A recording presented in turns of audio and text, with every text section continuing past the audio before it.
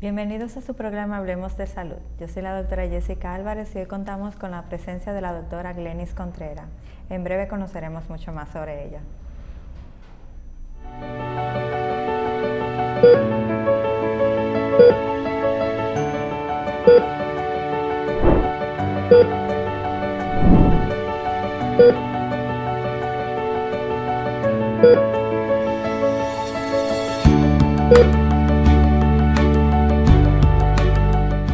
Anunció también Santiago Jacín, director del Seguro Nacional de Salud, la implementación del SENASA en Estados Unidos, un programa especial que va a ser de mucho interés y de mucha conveniencia a los dominicanos en el exterior.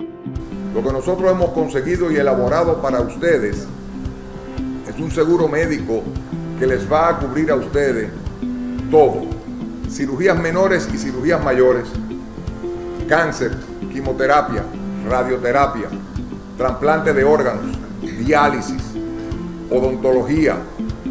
Esto quiere decir que le vamos a abarcar a ustedes lo que realmente se necesita para tener salud. Y la idea de esto es que cada uno de ustedes pueda tener el Seguro Nacional de Salud, SENASA, y que pueda ir a Santo Domingo a atenderse dignamente, porque para nosotros la salud no es un privilegio. El señor presidente y nuestro gabinete de salud estamos dándole el respaldo a ustedes para que entiendan que no van a necesitar de pedir favores.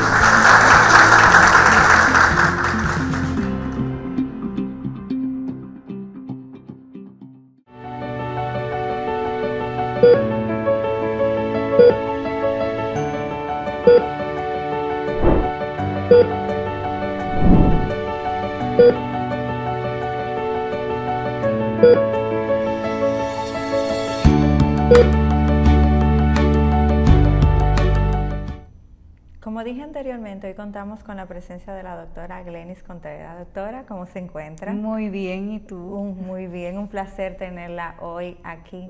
Doctora, hoy vamos a tocar un tema entiendo que es bastante importante en el país y particularmente tenía poco conocimiento de él. El hígado graso. ¿Ustedes clínicamente lo llaman de qué forma el hígado graso? Esteatosis hepática. Así salen los reportes de sonografía. Ajá. Que los pacientes preguntan mucho, por cierto, ¿qué es esteatosis hepática? Ajá. Porque se escucha un poco complicado el nombre, sí, pero en realidad es básicamente grasa a nivel del hígado. ¿Y cuál es la etiología de esta grasa por el hígado? Bueno, básicamente el hígado graso se va a asociar a pacientes en sobrepeso, obesidad y que llevan una dieta muy rica en ácidos grasos saturados, en harinas refinadas.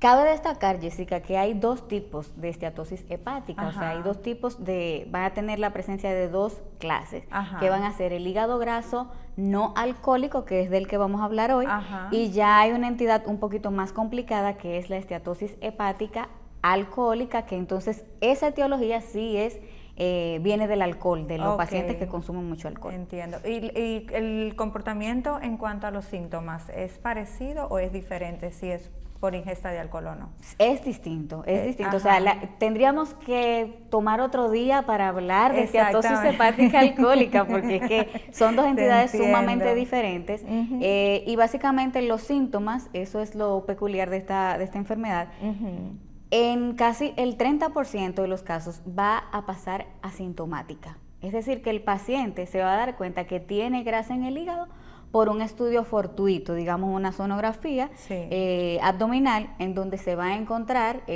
cualquier grado, puede ir desde grado, se reporta desde grado leve a severo o de grado 1 a grado 3. Ajá. Entonces es un hallazgo prácticamente fortuito, pero en los casos en donde se presentan síntomas, vamos a tener dolor abdominal, algunas veces específicamente del lado derecho, que es donde se encuentra el hígado. El paciente va a referir, doctora, me siento unos punzoncitos, ellos refieren, y es una molestia que básicamente el paciente va a la consulta por esta molestia. Puede presentarse vómitos, puede presentarse diarrea, puede presentarse malestar general en algunos casos, pero básicamente va a cursar asintomático, que es la peculiaridad de la enfermedad. Entonces este sí va asociado al sobrepeso. Sí, sí, definitivamente. Si no hay sobrepeso, no hay paciente que pueda sufrir de esto que no sea por el alcohol. Prácticamente no. Casi siempre va a estar asociado. Yo te puedo decir, yo soy encargada de la unidad de nutrición de un centro gastroenterológico, que es donde me van a llegar la mayor cantidad de pacientes referidos por los gastroenterólogos por esteatosis hepática, y básicamente todos los pacientes tienen sobrepeso. Todo el paciente con esteatosis hepática tiene sobrepeso, más no todos los pacientes con sobrepeso tienen esteatosis hepática. Hay que destacar esa parte, pero siempre es bueno que en el chequeo rutinario que se hace un paciente, de hecho yo como nutrióloga, cuando el paciente no viene con una sonografía o algo, se le manda a hacer, porque es muy probable que un paciente que ya pasa de sobrepeso, una obesidad 1, obesidad tipo 2, tipo 3, presente algún grado de grasa a nivel hepático. Cuando me habla de la obesidad, los diferentes tipos, tipo 1, tipo 2, tipo 3, ¿cuál es la diferencia para que la población más o menos entienda y sepa como en cuál se puede encontrar si está en sobrepeso? Bueno, eso es una buena pregunta. El asunto está que deben acudir porque vamos a sacar los niveles de obesidad de acuerdo al IMC, que es el índice de masa corporal, que es lo que me va a decir a mí en qué grado de obesidad yo estoy de acuerdo a mi estatura. O sea, por ejemplo, una persona de 6 pies no debe pesar lo mismo que una persona de 5 pies, de 5'1". Entonces, de ahí va a partir el grado de obesidad que yo tengo, y eso ya se tiene que hacer ya de mano de algún experto, de algún nutriólogo que pueda diagnosticar la enfermedad. Pero básicamente se hace con el peso y la talla del paciente. En una etapa inicial, ¿cómo se comporta esta enfermedad del hígado graso en el paciente? O sea, ¿qué efectos tendría el paciente? Bueno, aparte de lo que ya me dijo del dolorcito que se puede sentir y estas cosas. A nivel inicial, como comenté anteriormente, puede pasar asintomático o puede pasar con algunos síntomas muy leves que el paciente puede incluso pasarlo por alto, no prestarle mucha importancia, aunque muchos, como dije anteriormente, van por el dolorcito que tienen a nivel de hipocondrio derecho o del lado derecho aquí arriba del abdomen. Pero básicamente no va a sentir nada. Ahora bien, eso es al inicio de la enfermedad. Luego que se va complicando, sí puede generar en casos más graves en una enfermedad entonces que se llama esteatohepatitis, que es ya una hepatitis causada por grasa a nivel del hígado, o puede generar en cirrosis y peor aún, en cáncer de hígado. O sea que un descuido es garrafal. Es así. Puede llegar a ser mortal. Lo bueno de esto es que es muy raro, o sea, es muy raro que degenere ya a casos más graves, porque por lo regular los pacientes que se hacen sus chequeos rutinarios se puede detectar a tiempo que hay algún nivel de grasa a nivel del hígado, y pues bueno, con dieta y ejercicio básicamente. Eso le iba a preguntar, en un tratamiento inicial, ¿cuál sería el tratamiento? ¿Sería medicamentos de una vez, o se trata primero la causa, el sobrepeso?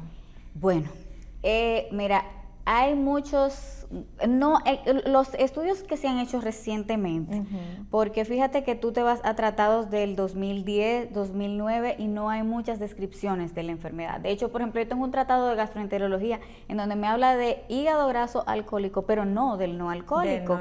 Porque el hígado graso no alcohólico viene emergiendo con la dieta occidentalizada que hay, la globalización, las comidas rápidas, etcétera, y ha ido en auge. O sea, se estima que entre un 25 o un 30% de la población mundial tiene algún nivel de grasa en el hígado. Ahora bien, el tratamiento está básicamente en estudios, clínicamente. Ahora bien, todos esos estudios arrojan que la salida es dieta y ejercicio. Dieta y ejercicio. Dieta y ejercicio. O sea, se han hecho estudios con pioglitazona, que es un medicamento que se utiliza para la resistencia a la insulina o en pacientes diabéticos, que ha dado muy buenos resultados, pero todavía no hay estudios a largo plazo. No hay estudios a largo plazo que me digan sí, es efectivo sin dieta y ejercicio. Muchísimos médicos que tratan la enfermedad utilizan también vitamina E en cápsulas. Pueden utilizar también omega 3 también en cápsulas. Ahora bien, tampoco hay estudios definitivos que digan sí, esos medicamentos, esas suplementaciones me sirven por sí sola, sin acompañarlo de dieta y ejercicio. Sí. Lo que quiero decir es, no se ha visto la diferencia de yo utilizar estos medicamentos con dieta y ejercicio que utilizarlos a ellos solos. O sea, no se ha visto el resultado. Al final es dieta y ejercicio. Hay pacientes, me imagino, que vienen y sí le cumplen con la dieta, pero no le cumplen con el régimen de ejercicio. ¿Es obligatorio que tengan que hacer ambos o pueden recurrir a uno? Es definitivo. Es definitivo, uno se negocia uno con otro y los resultados de hecho se ven, se notan, es más lento, la pérdida de peso va a ser más lenta, sobre todo un adulto quizás después de los 50 años donde el metabolismo va en decadencia. Se nota cuando no me están haciendo actividad física y yo les hago énfasis a todos mis pacientes, tienen que hacer actividad física junto con el régimen alimentario, que básicamente se basa en disminuir más o menos unas 500 calorías para disminuir así el 5% del peso, del excedente de peso. Ahora bien, eso se toma un tiempo. Eso no es de un día para otro porque esa grasa no se aloja en el hígado de un día para otro. Sí. Tienen que pasar muchas cosas. Por ejemplo, algunas veces tengo pacientes que están polimedicados, un paciente que es diabético, un paciente que es hipertenso y que usa diferentes tipos de medicamentos. Entonces un paciente que me va a dar mucho más trabajo sacar toda esa grasa del hígado, pero no es que sea imposible. Sí. Pues me imagino que es mucho más complicado con estos pacientes diabéticos que estando medicados no se beben sus medicamentos porque es un plus que empeora toda la situación. Es así. Y sobre todo, Jessica, cabe recalcar que la estetosis hepática va muy ligada a la resistencia a la insulina y de hecho ahora mismo se está hablando de un síndrome o de una enfermedad por estetosis hepática que incluye a la diabetes y la resistencia a la insulina porque es que están sumamente ligados. Entonces cuando un paciente no me lleva un tratamiento para una diabetes, encima tiene grasa en el hígado, ya tú sabes, un desastre. Un desastre, me imagino. ¿Qué sería una dieta para tratar el hígado graso? Porque si bien es cierto, la mayoría de la población le tenemos miedo al sentir que vamos a pasar hambre con la situación. Entonces, abogando por esas personas que no quieren pasar hambre, ¿cuál sería la dieta para ayudar el hígado graso?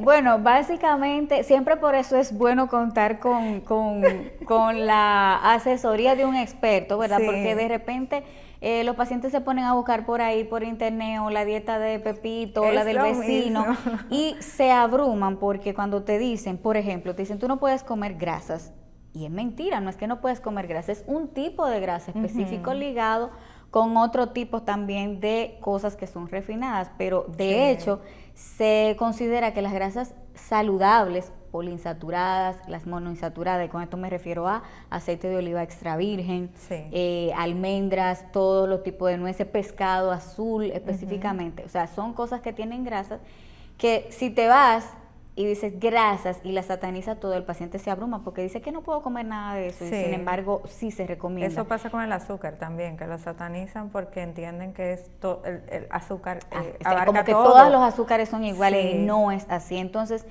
por eso siempre la asesoría de un experto va a ser primordial a la hora de llevar un régimen alimentario para el tratamiento de la estetosis hepática. Yo te puedo decir que en los últimos estudios que se han dado se recomiendan dos tipos de alimentación que son las estrellas. Uno es una que asusta bastante, que es el ayuno intermitente. Eso le iba a preguntar, que he visto muchas dietas que están de moda, el ayuno intermitente es una que está Sí. ¿Qué tal funciona eso? Bueno, se recomienda el ayuno intermitente específicamente en casos de esteatosis hepática, porque el ayuno intermitente va a ayudar en la regeneración de ese epitelio hepático, ¿verdad? Del epitelio digamos que el tejido del hígado, ¿verdad? Para que los televidentes nos entiendan bien. Sí. Y al darle ese lapso de descanso al hígado, a intestino y a todo lo que está conformado por aparato digestivo, va a haber una mejoría. Y sobre todo porque, por ejemplo, el ayuno intermitente plantea 2 comidas al día. Ese en el caso menos extremo. Hay algunos casos más extremos que bueno, no vamos a entrar en detalle de eso. Pero básicamente el ayuno intermitente, el que se recomienda serían de 2 comidas, no más de 3 comidas al día. Recuerda que, por ejemplo, nosotros como nutriólogos, un paciente que no tenga ningún tipo de patología, le vamos a decir, tiene que comer 5 veces al día, 3 comidas principales y 2 meriendas. A este tipo de paciente no se les recomienda eso. Máximo 3 veces al día comer. Eso es en cuanto al ayuno intermitente, pero es muy importante también la calidad de los alimentos con los que yo voy a romper ese ayuno, porque de nada me sirve yo pasarme, digamos, un ayuno desde las 8 de la noche hasta el otro día, al mediodía, quizás digamos mediodía, 1 de la tarde, pero que cuando yo rompa ese ayuno, yo lo haga con chicharrón. Entonces, no, se supone que ese ayuno yo lo debo ir rompiendo quizás con algunos líquidos. Se recomienda el café, muy buena noticia para los cafeteros. Qué bueno. Se recomienda el café, tiene un efecto antiinflamatorio a nivel del hígado, específicamente la cafeína. Para el caso de las esteatosis hepáticas, yo puedo romper mi ayuno a media mañana quizás con café, pero al mediodía yo debo asegurarme de tener una comida rica en nutrientes, rica en ácidos grasos poliinsaturados, pescado, vegetales, fibra, carbohidratos o hidratos de carbono de origen integral, va a ser muy importante. Entonces, hay que, por eso, como te digo, repito, siempre busquen la asesoría de un experto para que no cometan algunos errores, porque, se oye muy bonito ayuno intermitente, pero después, ¿cómo lo rompo? ¿Cómo rompo ese ayuno de manera que me vaya a ayudar en la terapéutica para mi tratamiento de hígado graso? Sí. ¿Y el metabolismo cómo se va comportando con ese ayuno intermitente? O sea, ¿funciona normal? Claro. Sí, porque hay una recepción de una población con respecto a eso y tienen mucho miedo también al asunto de si le puede generar una gastritis o ese tipo de cosas. Volvemos y caemos a lo mismo. Mal manejado, me imagino. Volvemos y caemos a lo mismo. Eso tiene su público, o sea, sí. hay pacientes a los que yo no les voy a recomendar ayuno intermitente. Cuando veo todo el panorama, yo digo, no, este paciente no me califica para un ayuno intermitente, y entonces me voy a la otra opción que está, o sea, que es la que se ha recomendado, que es la dieta mediterránea. Ábreme un poquito de la dieta mediterránea. Esa es muy buena, o sea, esa tiene que ser mi favorita como de todos los tiempos. La dieta mediterránea plantea una dieta rica en vegetales, en frutas, en carnes blancas y sobre todo en ácidos grasos poliinsaturados. Volvemos al aceite de oliva, las nueces, etcétera. Y carnes blancas. Deja de lado las carnes rojas, grasas saturadas, cosas refinadas, o sea, y esa es la dieta que se va a recomendar. Entonces, con la dieta mediterránea no necesariamente me tengo que ir al asunto del ayuno, que es un poquito complicado. Ahí sí puedo hacer quizás mis 3 comidas al día, o mis 4 o 5 quizás, de una manera equilibrada, y la verdad es que se ven bastante los resultados. ¿El hígado graso se puede presentar en niños con sobrepeso y adolescentes con sobrepeso o es muy raro? No es tan raro, no es tan raro, y de hecho muchos estudios recientes arrojan, incluso hay estudios que se han hecho de cohorte específicamente en niños con sobrepeso y obesidad que están presentando. Se lo pregunto porque estamos en una población que siempre el niño que está gordito está bien papeado, y ese bien papeado puede arrojar un tipo de enfermedad como esta. Sí, es así. Es así. ¿Y el comportamiento en los niños también es igual, la sintomatología? Sí, básicamente va a ser igual. Un hallazgo, como te digo, fortuito básicamente, y los síntomas van a ser es probable que en los niños los síntomas sean un poquito más aparatosos que en el adulto porque es un organismo nuevo, ¿verdad? Sí. Y que se le va a ver todo, cualquier cambio, pero sí, un niño en sobrepeso, que sus papis entiendan que está en sobrepeso, que está en obesidad, es bueno que lo lleven a su pediatra para que le haga su chequeo general y así descartar cualquier patología de este tipo. Sí, así como me dijo que hay alimentos que ayudan al hígado graso, como ya hemos mencionado, en las diferentes dietas. Me imagino que hay otros alimentos que definitivamente son garrafales, o sea, está prohibido. ¿Cuáles serían estos alimentos?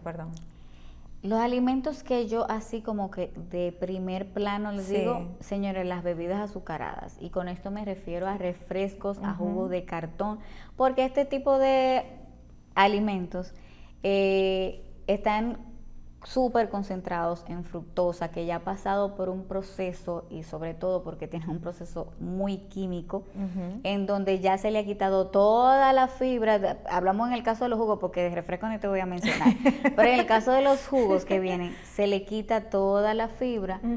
Yo recomendaría mejor comerse la fruta, pero por ejemplo, el no definitivo son este tipo de bebidas azucaradas. Yo no les recomiendo tomar alcohol a ningún paciente que tenga esteatosis hepática, o sea, hay que definitivamente que no. Las grasas saturadas, dígase todo lo que es comida rápida, frituras, carnes rojas, carnes procesadas, que son los chorizos, las salchichas, salame, todo eso hay que desterrarlo, y sobre todo las harinas refinadas, digamos que pan, si lo voy a consumir, tengo que consumirlo de origen integral. Alejarse de los bizcochos, de los postres, etcétera, y todas las cosas dulces, todas esas cosas que son bien que saben muy buena al paladar, pero que en realidad al final uno sabe que no son para nada saludables. Que no son para nada saludables, sí. Ahí, o sea, al revertir el hígado graso, ¿qué tan exitoso son los resultados luego de las dietas y del ejercicio?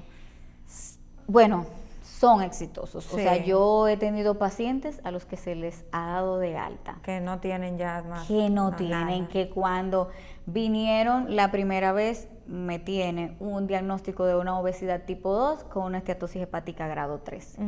Y al cabo, cabe destacar, Jessica, eso se lleva un tiempo. Sí, me imagino, te lo iba a preguntar, que también. Eso no es de un momento a otro. No, eso no es de un momento a otro. Exacto, porque hago un mes de dieta y ya quiero ver los resultados. No, olvídate de eso.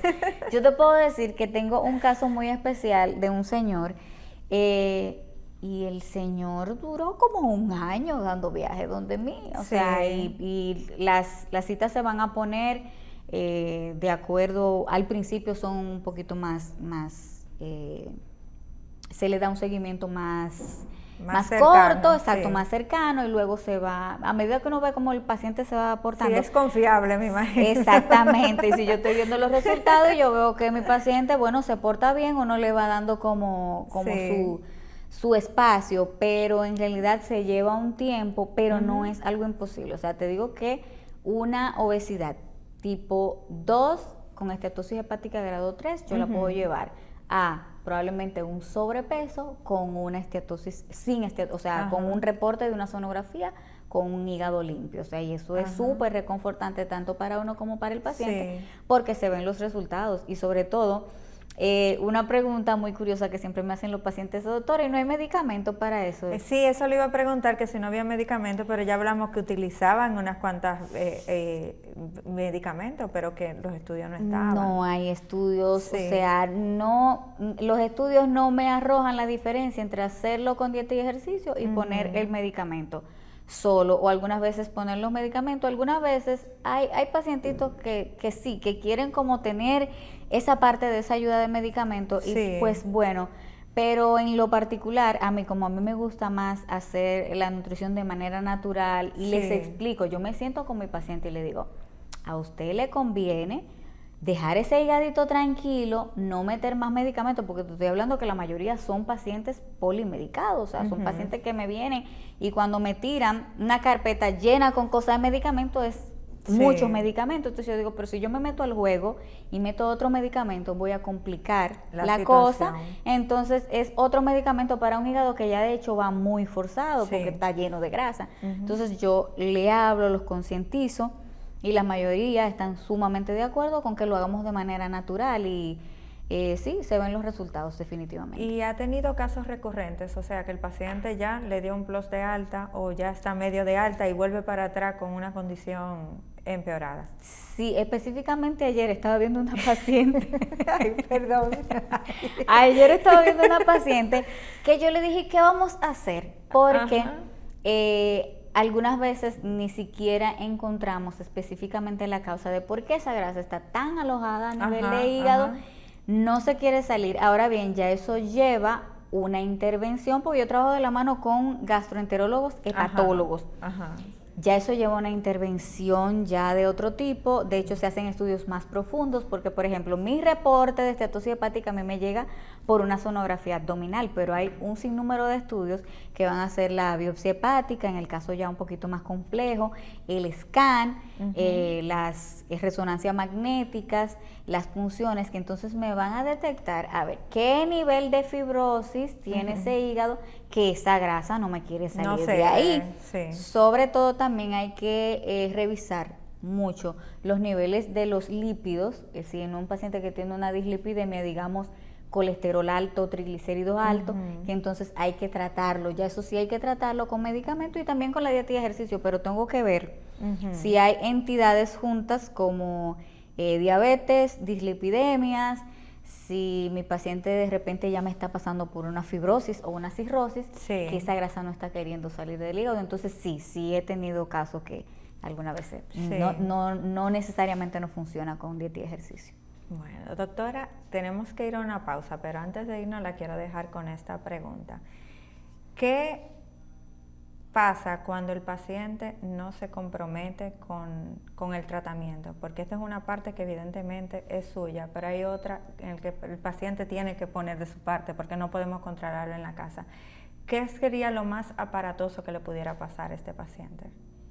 En breve volvemos con su programa Hablemos de Salud.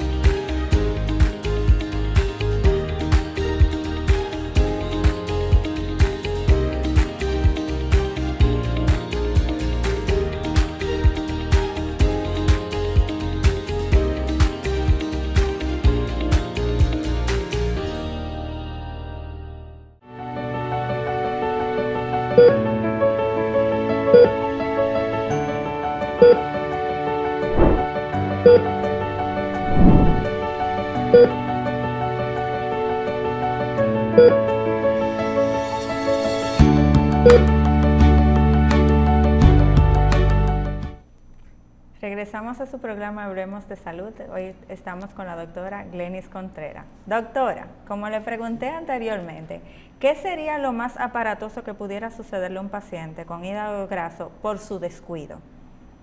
Esa es una muy buena pregunta.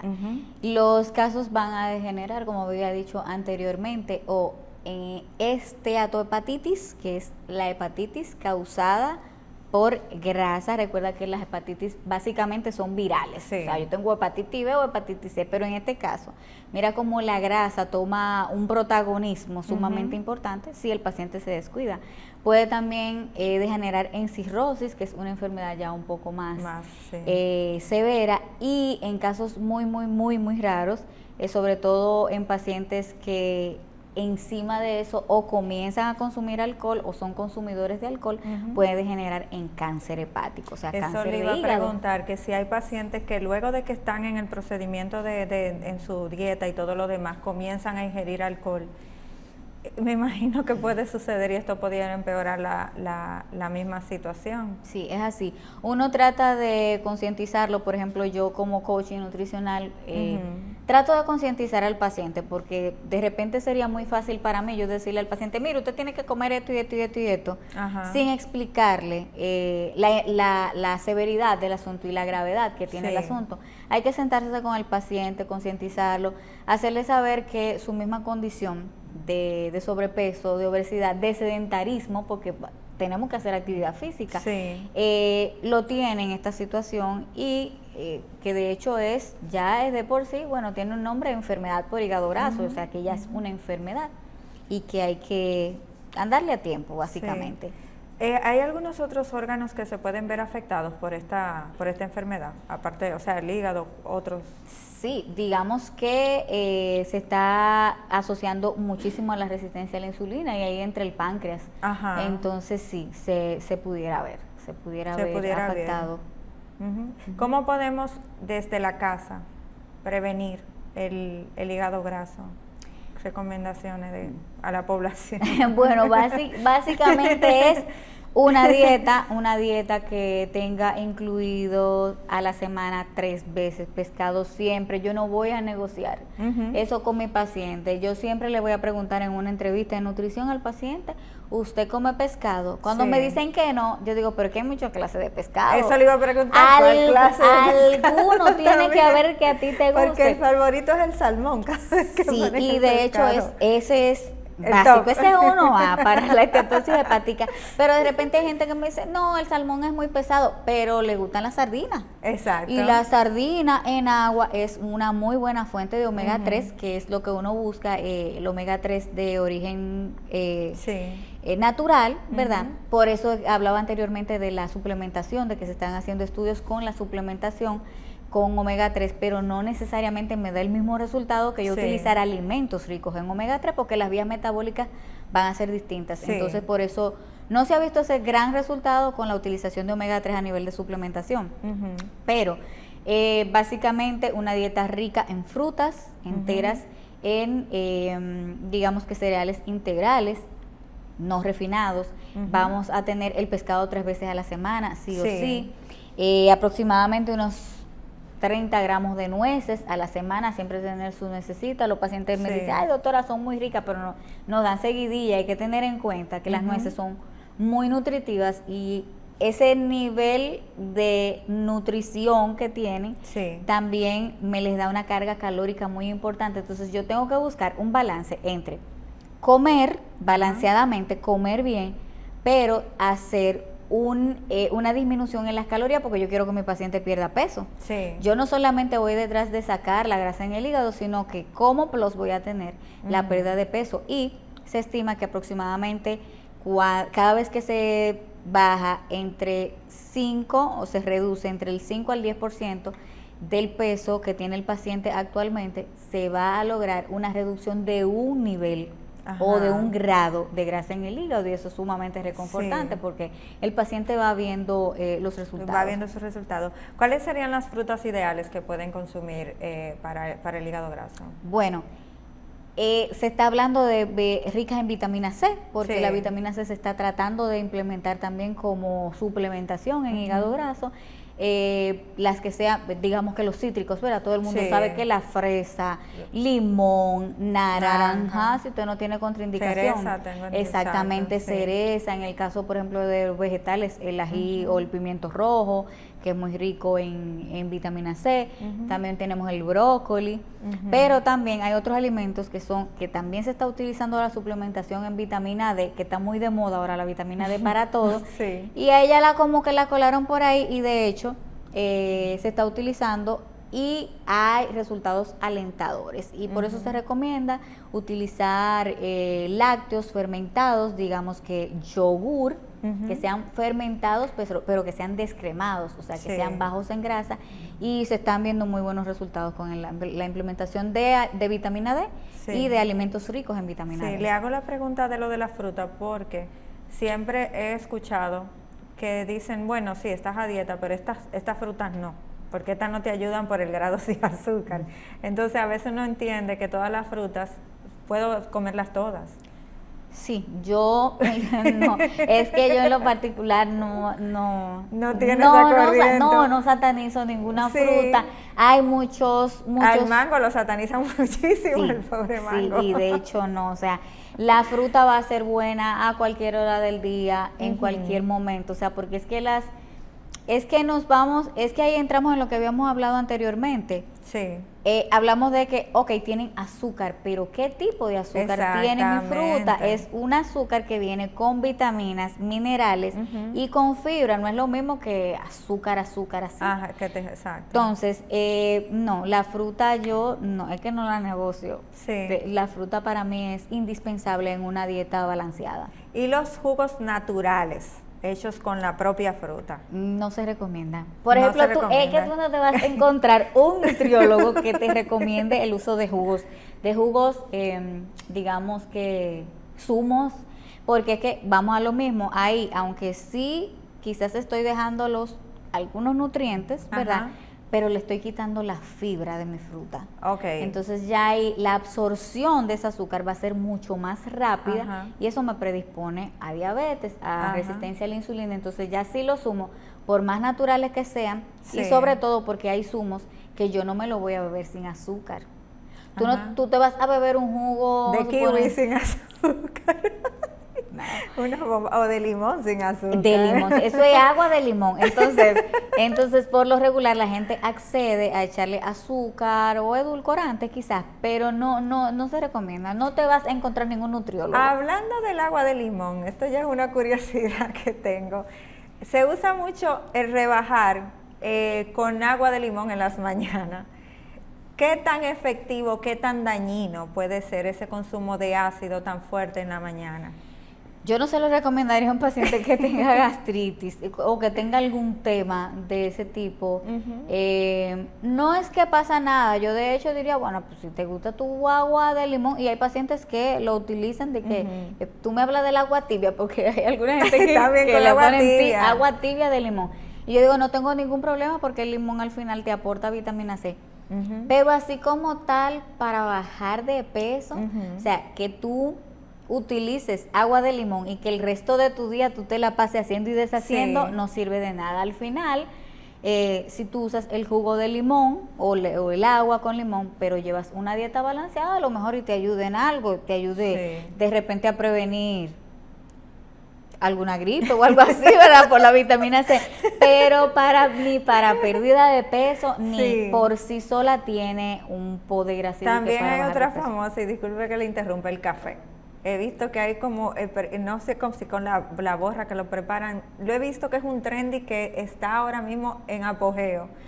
¿Qué tan efectivo puede ser esa parte para la dieta también y para rebajar? Bueno, es que el café, sí, el café se puede utilizar. El problema del café es el nivel de azúcar que tú utilices, pero el café da una sensación de saciedad que de hecho se puede utilizar en una dieta de pérdida de peso, pero yo no recomendaría ni sustituir una comida por café, no lo recomendaría, pero para esos pacientes que tienen mucho deseo de comer, o como los pacientes le llaman ansiedad, es bueno pues algunas veces contar con un poquito de café para mantenerse, exactamente, para nivelar esa ansiedad, y no es del todo malo. Yo recomiendo no más de 2 a 3 tazas de café, porque ya de ahí para adelante entonces vienen algunos inconvenientes a nivel neurológico, pero no tengo ningún tipo de inconveniente. Pero por sí solo, yo no he encontrado hasta ahora, por sí solo, ni un solo alimento que tenga la capacidad de rebajar o de engordar a una persona. Hasta ahora se le acabaría el trabajo a la cirujana en ese momento. A cirujano, a los nutriólogos, a todo el mundo se nos acabaría, porque es que en realidad, imagínate, yo quisiera que hubiera uno, pero lamentablemente no es así.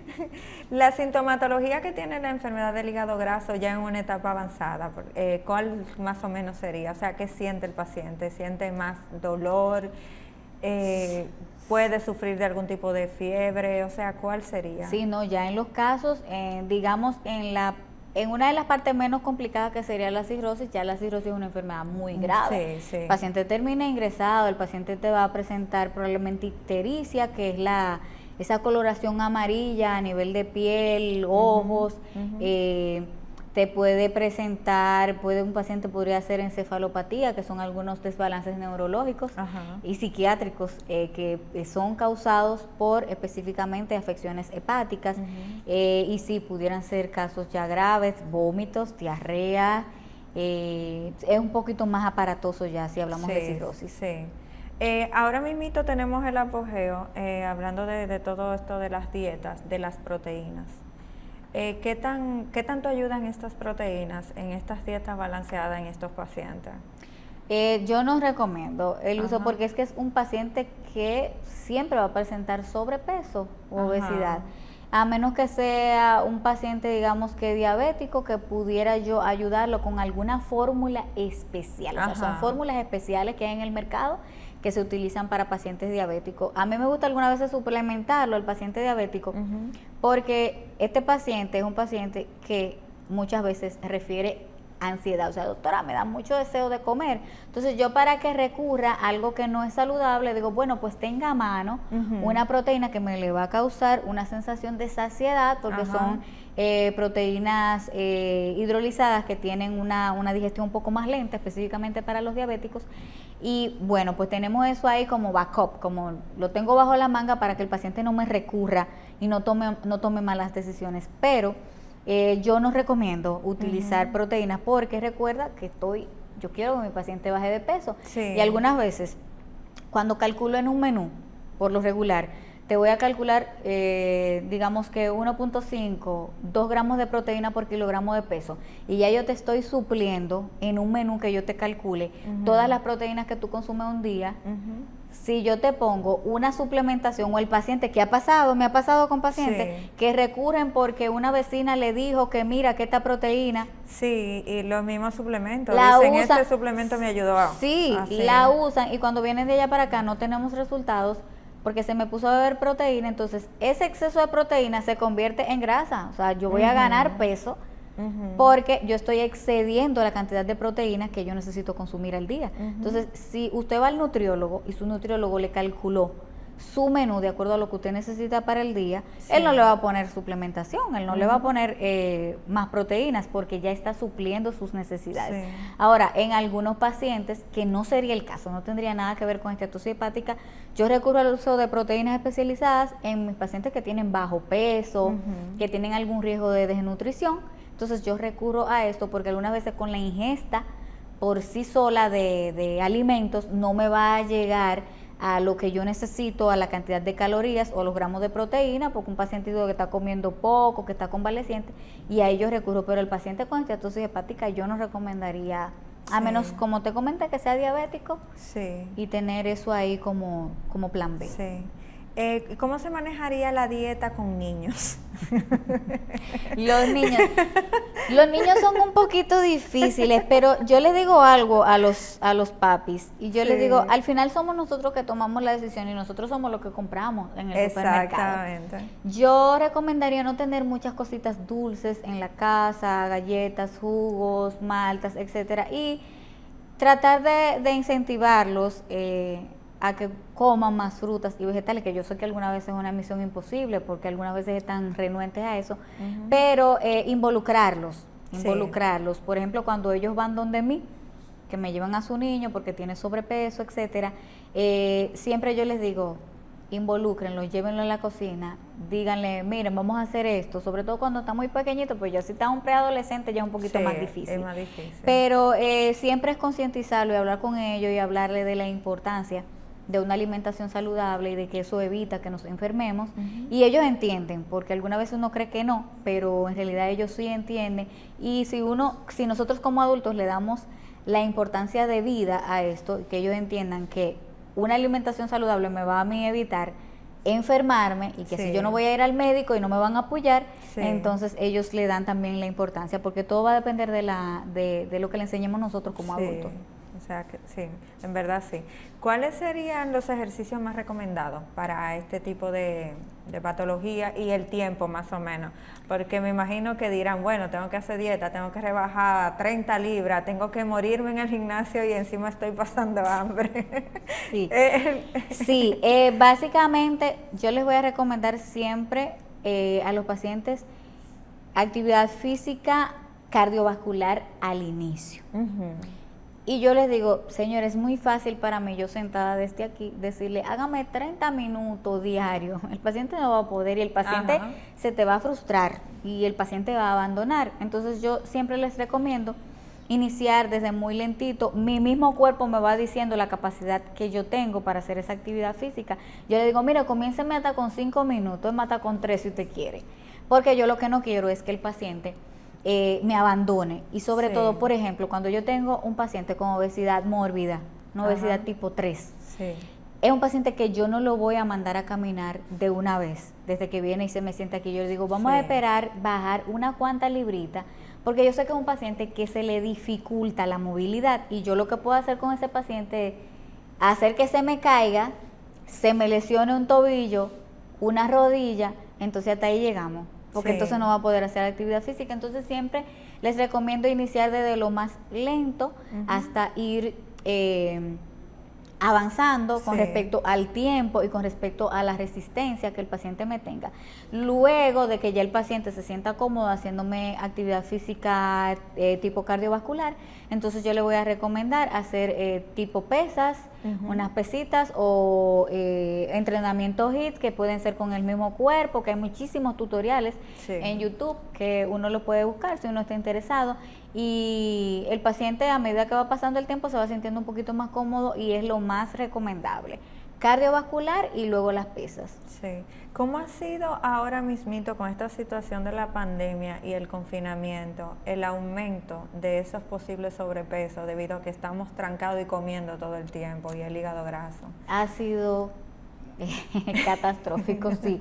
Todo el mundo tiene una historia ahora mismo de un aumento. Todos hemos aumentado, todos hemos aumentado, aunque sean 4, 5, 6, 7, 10 libritas, porque en realidad el durar tanto tiempo confinados, sin actividad física y solamente, si te fijas, al principio solamente salíamos a las necesidades básicas, banco y supermercado, y desde que yo llegaba era de una vez a trancarme y a comer, entonces eso afectó bastante. De hecho, ahora te pudiera decir que las consultas han aumentado mucho con respecto a los referimientos, digamos que en mi hospital, con respecto a la esteatosis hepática, porque que la gente ha aumentado estrepitosamente de peso y sobre todo cuando hay unos cambios bruscos y muy rápidos de aumento de peso, es donde se viene a ver la patología básicamente. Sí. ¿Y cómo este sobrepeso afecta la microbiota intestinal del paciente? Porque me imagino que ya que estamos hablando, que estamos teniéndolo en la pandemia, ¿cómo se nos afecta? Bueno, la microbiota intestinal va a tener varios factores para afectar. Ese sería otro tema. Tendría que invitarme a otro programa para que hablemos de eso, porque mira, eso es un mundo, mundo aparte. Pero sí, el aumento de peso, todo lo que se diga, el uso de medicamentos, antibióticos, que de hecho se está abusando muchísimo del uso de antibióticos. Ahora a la gente le da una gripe y de una vez va y se compra porque el vecino se compra una amoxicilina y ahí viene la resistencia bacteriana y hace un desastre a nivel de microbiota intestinal. Entonces sí, se puede ver afectado y sobre todo ligado también al sobrepeso, es una bomba de tiempo. Es una bomba de tiempo, me imagino. En las etapas iniciales ha habido casos donde sí el paciente ha tenido síntomas, aunque sea leve, el hígado graso. Sí. Aunque sea súper leve. Sí. Eso mismo serían dolor. Y generalmente, o sea, no pasa que se confunden con que puede ser otro órgano que está afectado. Es como cuando uno le da apendicitis, que uno piensa que está teniendo problemas con los ovarios. Sí. ¿Con cuáles órganos se puede confundir el paciente? Bueno, específicamente algunas veces con apendicitis, algunos pacientes algunas veces me refieren dolor a nivel izquierdo, yo digo, pero que el hígado está en el lado derecho. Ajá. Entonces es un diagnóstico que hay que ser, el gastroenterólogo, hepatólogo debe ser muy minucioso, debe apoyarse tanto de la clínica, de su examen físico, más los reportes de laboratorio y de imágenes, porque algunas veces se tiende a confundir y es básicamente, además de que es un hallazgo fortuito algunas veces, debe ser un diagnóstico prácticamente de descarte, porque yo tengo que descartar todo lo otro. Cualquier cosa que me esté causando un abdomen agudo o dolor de abdomen, yo tengo que primero pensar en lo peor, que algo quirúrgico, que una apendicitis, que un ovario, porque alguna vez el paciente dice, me duele del lado derecho, pero no especifica en qué lado, o alguna vez me dice, me duele aquí, me pasa en cinturón, y eso hay que descartar otra cosa, cuando viene a ver está afectado el páncreas. Entonces el médico de cabecera, específicamente porque yo prácticamente estoy como auxiliar, ya ellos me lo mandan a mí, mira doctora, ayúdeme ahí. Eso le iba a preguntar. Pero él viene también con su diagnóstico, mi paciente viene ya con su diagnóstico y el gastroenterólogo es que hace su inspección y termina de dar el diagnóstico. O sea que siempre tiene que pasar por las manos del gastro y luego ya con el análisis diferencial va a donde está. Exactamente. Entiendo. Doctora, yo necesito que usted le dé sus recomendaciones a la población con respecto a esta situación y más por este asunto de confinamiento de pandemia y sobrepeso, con respecto al cuidado que debemos tener en la casa, ya sea por salud, más que por no esperar a enfermarnos en cuanto a su alimentación y a su ritmo de vida. Es así, Jessica. Fíjate que hoy estamos hablando de esteatosis hepática, pero básicamente la alimentación va a incidir en todas las enfermedades o en la prevención de la mayoría de las patologías que hay, que están asociadas a sobrepeso y obesidad, todas las cardiovasculares, diabetes, digamos que puede tener algún factor en el síndrome metabólico, que ya eso es otra entidad también. Entonces, mis recomendaciones siempre van a ser llevar una dieta lo más balanceada posible, no recurrir al uso excesivo de alcohol, específicamente en el caso de que ya tengamos un diagnóstico de esteatosis hepática o de hígado graso, consumir pescado 3 veces a la semana, que yo no lo voy a negociar, tratar de reducir lo que son las grasas trans o el uso de grasas para freír, como los aceites de soya, etcétera, que van a ser proinflamatorios, consumir alimentos de origen integral, muchos granos, frutos secos, legumbres, disminuir el consumo de carnes rojas, va a ser básico, y carnes procesadas. Eso iba a preguntar, porque ha mencionado mucho las carnes blancas y ha mencionado mucho el pescado. ¿Qué pasa con las carnes rojas en estas situaciones? No se recomienda, porque las carnes rojas van a ser ricas en ácidos grasos saturados también, aunque son de origen natural, o sea, yo no te estoy usando una grasa trans, pero sí se asocia a la aparición de esteatosis hepática y por eso no se recomienda, prácticamente que en ninguna dieta se va a recomendar el uso de carne roja, a menos que yo tenga un paciente que tenga una anemia y se me vaya a beneficiar del consumo de carnes rojas, pues entonces yo la limito a menos de una vez a la semana, quizás cada 2 semanas, por el aporte de hierro que tiene, que es muy bueno, pero hay que tratar de moderarlo, el consumo. Sí, porque hubo una vez que se hizo estuvo muy en apogeo, así como está el intermitente ahora, estuvo en apogeo la dieta de las carnes rojas, que literalmente estaban consumiendo carnes rojas la población. Y ahora mismo está también la dieta keto. La keto también. Que la keto, tú te ríes, ¿verdad? La keto es una dieta muy buena para perder peso, sumamente buena, pero hay que ver a largo plazo qué sucede, porque mientras llevo una keto, que es como ellos le dicen, limpia, en donde son carnes de cortes magros y que no utilizo tanto embutido y cosas, pero que al final, al restringir tantos grupos de alimentos, yo me quedo con un grupito de alimentos y al final me canso y tiendo a recurrir a alimentos que no son tan saludables. Entonces hay que tener mucho ojo con eso. Yo les recomiendo que si la van a hacer, la hagan con una asesoría adecuada. Sí. Una última pregunta, doctora, porque ya se nos ha agotado el tiempo. Los procedimientos quirúrgicos para perder peso con hígado graso, ¿serían una indicación o una contraindicación? ¿Le hace utilizar el balón o una cirugía estética con eliminación? ¿Sería un plus o sería ¿O sería contraindicado? No, sí, se usaría. Lo que pasa es que las cirugías metabólicas tienen su público, o sea, tienen una indicación específica, que es un tipo de obesidad específica que no necesariamente porque un paciente me llegue con sobrepeso y estatosis, ya, pues directamente lo mando a cirugía. Pero sí pudiera ser en algunos casos que el paciente aplique, sí pudiera ser una herramienta bastante eficaz para la pérdida de peso y para la ayuda de sacar la grasa del hígado.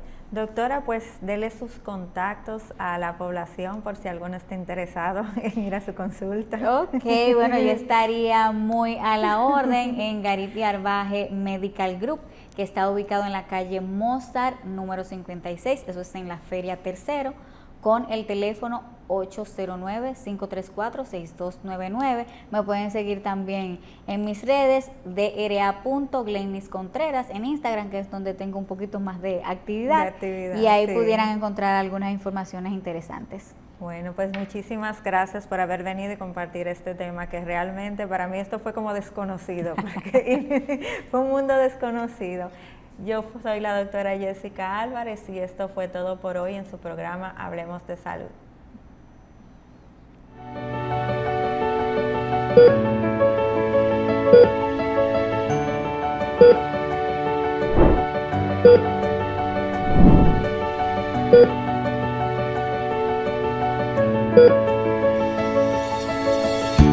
Thank you.